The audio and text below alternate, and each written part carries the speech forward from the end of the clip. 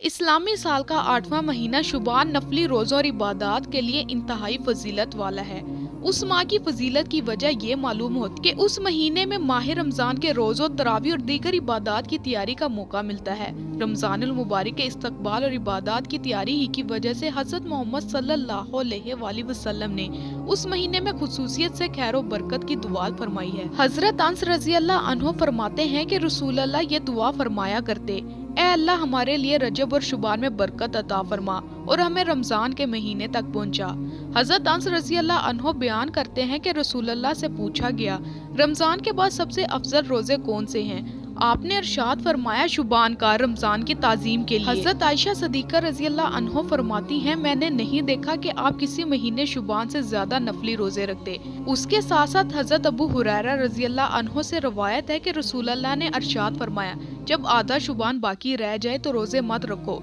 उलमा कराम ने उसका मतलब ये बयान किया, उस हदीस शरीफ में मुमानत उन लोगों के लिए है जिनको रोजा कमजोर करता है। ऐसे लोगों को हुक्म दिया गया कि निस्फ शुबान के बाद रोजे मत रखो, बल्कि खाओ पियो और ताकत हासिल करो, ताकि रमजानुल मुबारक के रोजे कुव्वत के साथ रखे जा सकें और तरावी दीगर इबादत नशात के साथ अंजाम दी जा सके। जबकि उम्मत में ऐसे लोग जो ताकत रखते हैं और शुबान के नफली रोजे उनको कमजोर नहीं करते, वो निस्फ शुबान के बाद भी नफली रोजे रख सकते हैं। हजरत मौलाना मोहम्मद अशरफ अली रहमतुल्लाह फरमाते हैं, मेरा ज़ौक़ ये कहता है कि रमजानुल मुबारक में शब को जो जागना होगा, शुबान की शबों में जागना उसका नमूना है, और शुबान के नफली रोजे रमजानुल मुबारक के फर्ज रोजों का नमूना और आदि बनाना है। और आदि शुबान के बाद रोजों से जो मना फरमाया गया है, ये दर हकीकत रमजानुल मुबारक की तैयारी के लिए फरमाया गया है, यानी खाओ पियो और रमजान के लिए तैयार हो जाओ और ये उम्मीद रखो कि रोजे आसान हो जाएंगे। हजरत आयशा सदीका रज़ी अल्लाह ताला अन्हा फरमाती हैं, मैंने एक रात नबी करीम को अपने बिस्तर पर न पाया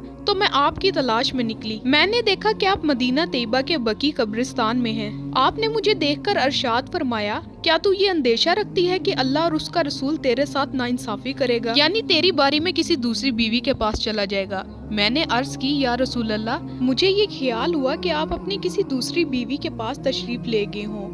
आप सल्लल्लाहु अलैहि वसल्लम ने अरशाद फरमाया, अल्लाह ताला शुबान की 15वीं शब में आसमान दुनिया पर नजूल फरमाते हैं और कबीला बनु कल्ब की बकरियों के बालों से ज्यादा लोगों की मगफिरत फरमाते हैं। कबीला बनु कल्ब अरब का एक मशहूर कबीला था, जिसके पास अरब के तमाम कबाइल से ज्यादा बकरियां थी।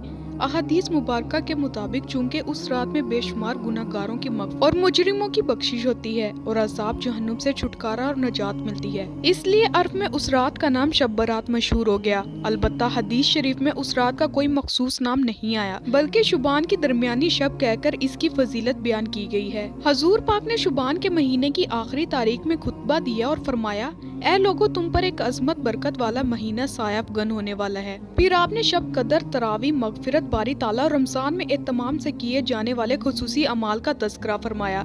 बारगाह इलाही में दुआ है कि अल्लाह रब्बुल इज़्ज़त हमें इस माह मुबारक में ज्यादा से ज्यादा इबादत करने वाला बनाए और रमजानुल मुबारक के इस्तकबाल इबादत के लिए तैयारी की तौफीक अता फरमाए।